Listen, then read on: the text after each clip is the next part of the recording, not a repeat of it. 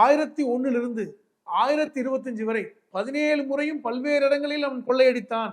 வெற்றிகரமாக கொள்ளையை எடுத்துக்கிட்டு போனான். 17வது முறை சோமநாதர் கோயிலை கொள்ளையடித்ததுக்கு அப்புறம் இங்க வரதே நிப்பாட்டிட்டான். ஏன்னா அவளுக்கு தேவையான பணம் கிடைத்து விட்டதுன்னு. இப்ப நம்ம கஜினி முகமதை தூக்கியே பிடிக்கல. கஜினி முகமது ஒரு கொள்ளையன் தான். கஜினி முகமது மட்டுமல்ல, அப்ப இருக்கின்ற எல்லா மன்னர்களுமே ஒரு கொள்ளையர்கள் தான். அது இன்னொன்னு எழுதுறாங்க, கஜினி முகமதில் படையில் இருந்தவர்கள் முஸ்லீம்கள் மட்டும் கிடையாது, எல்லா மதத்தை சார்ந்தவர்களும் இருக்கான். அப்படியே இந்துக்களும் எல்லாருமே இருக்கான். ஆப்கான்ல அப்ப அவர் ஈரான்ல இருந்து தானே வந்தாரு. கஜினி முகமது ஈரான்ல இருந்து வந்தான். ஆப்கானே ஜெயபாலன்ங்கிற ஒரு இந்து மன்னரால் ஆட்சி செய்யப்பட்ட பகுதி தானே. ஜெயபாலன் அது அவருடைய மகன் அனந்தபாலன். ஜெயபாலனுக்கு அப்புறம் அவர் வயதாயிடுச்சு.